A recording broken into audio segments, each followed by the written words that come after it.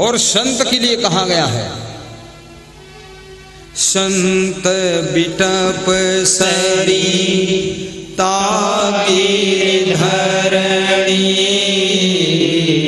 परहित है तो इन्हें की करणी, परहित है तो इन्हें की। संत परोपकारी होते हैं। वृक्ष कबहु नहीं फल भकै, नदी न संचय नीर, परमार्थ के कारण साधु धरा शरीर। परमार्थ के कारण संतों का शरीर। ये जो संत आप देख रहे हैं ना, ये कोई स्वार्थ के कारण संत नहीं बने। जैसे आप सोचते हो अरे इनके घर में खाने को नहीं था इसलिए संत बन गए, फोकट का खाते ही घूम रहे, ऐसा नहीं है। महात्मा बुद्ध संत हो गए थे, उनके क्या खाने को नहीं था घर में, तो राजपाट था, राजा थे। स्वामी महावीर जैन धर्म के 24 तीर्थंकर हुए हैं, सब राजपुत्र थे, सब संत हो गए, क्या खाने का नहीं था।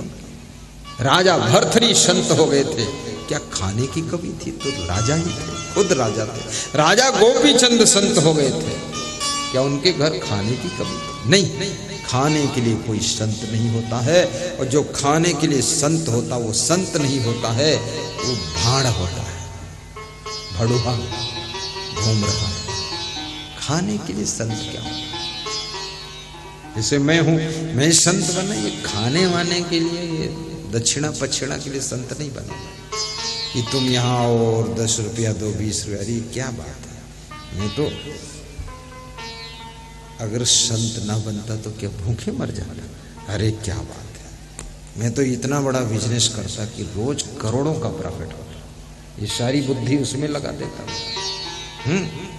और किसी प्रदेश का मुख्यमंत्री होता, जब इसमें दिन रात हम प्रवचन करते, रोज नई नई बात सुनाते, तो उसमें नए नए भाषण रोज करते। फिर मैं बोलना शुरू करता कि भारत देश की माटी, इस धरती के ऊपर जिस लाल का जन्म हुआ है, हमारी आपकी जवाबदारी है, इस धरती को हम लोग संभाल कर रखेंगे, इसका सम्मान बढ़ाएंगे, और भारत माता के चरण छू करके इस भारत देश का उत्थान करेंगे। भाषण शुरू हो गया मेरा, तुरंत पलटी खिला दिया। ये सड़कों के इतने बड़े बड़े गड्ढे, ये देश की जनता के साथ इतना बड़ा अन्याय, देखे देखा नहीं जाता, सहे सहा नहीं जाता। वो दर्द होता है सीने में कि फाड़ दूं, किसी को क्या कर दूं, सारे गड्ढा मुक्त कर दूंगा जिस दिन शासन मेरे हाथ में होगा। भाषण शुरू हो गया, ये दिखा रहा हूं बात को, बता करना नहीं है। लेकिन कोई सोचे कि ये संत बन गए, खाने पीने के लिए संत बन। अरे क्या खाना पीना, जो ज्यादा खाएगा पिएगा वो तो बहुत दुख पाएगा। ज्यादा खाने पीने से इतने रोग होंगे कि भोग नहीं पाओगे।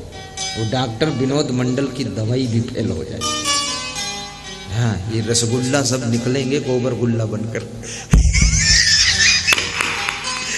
जलेबी अलबेली। अरे बहुत खाना नहीं, खाने के लिए संत नहीं बने हैं, सोए हुए समाज को जगाने के लिए संत बने, करोड़ों की जिंदगी में रोशनी पैदा करने के लिए संत बने।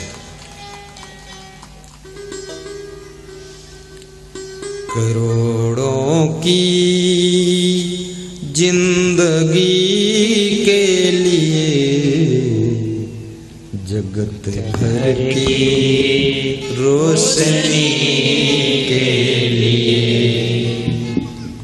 मैं तो सोचता हूं, आज मेरे पास में पति पत्नी 2 लोग गुरु मंत्र लेने आए, अंगूर लेकर आए थे, नारियल लाए थे। उनको गुरु मंत्र दिया, फिर उनकी थैली से अंगूर लेकर धोकर एक मुट्ठी अंगूर खाया। वो भी खुश हो गए कि मेरा गुरु भूखा था, दे दिया। भूख थी मेरे, खा लिया। हम तो ऐसे थोड़ा बहुत खा लेते हैं। शरीर स्वस्थ है, आप थोड़ा खाओगे तो भी ज्यादा ब्लड बनेगा। शरीर रोगी है, बहुत खाओगे ब्लड नहीं बनेगा, सब बीमारी बनेगा। और शरीर को स्वस्थ रखने के लिए जोर से हंसना भी जरूरी है, हंसना जरूरी है। आप देखिए, घोड़ा भी हंसता है। घोड़े के ऊपर जितना वजन आदमी बैठता है ना, तो घोड़ा ज्यादा हंसता है। ही उसको हंसी आती है कि बैठ ले पीठ पर, अगले जन्म में मैं तेरी पीठ पर बैठूंगा। ही हंसता है घोड़ा। घोड़ा बहुत होशियार है। किसी घोड़े के पीठ पर दूल्हा बैठा जा रहा था। दूल्हा बड़ा वजन था, तो घोड़ा बार बार अपनी रीढ़ को संभालता था कि भाई वजनदार दूल्हे राजा। बीच बीच घोड़ा हंसता था, ही और दूल्हा भी हंसता था, ही क्योंकि उसको दुल्हन मिली थी, वो भी हंसता था। तो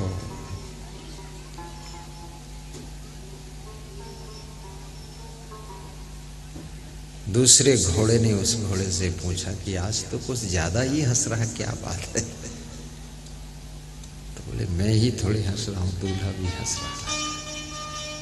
तो एक आदमी ने दूल्हे से पूछा, तू बहुत हंस रहा है, क्या बात है? तो महात्मा पास में खड़ा था, उसने कहा ये है, जितना हंस रहा है उतने फंस रहा है। बोले बोले कैसे फंस रहा? अरे बोले बस आज भर हंस ले, फिर इस दूल्हे को जिंदगी भर रोना है, केवल आज भर हंसना, आखिरी हंसी है। कितने लोगों की जिंदगी की आखिरी हंसी हो जाती है, बस फिर ऐसी जिंदगी फंसी है, बड़ी दुर्दशा है। सत्संगी बन जाओ, सब जिंदगी का दुख मिटेगा।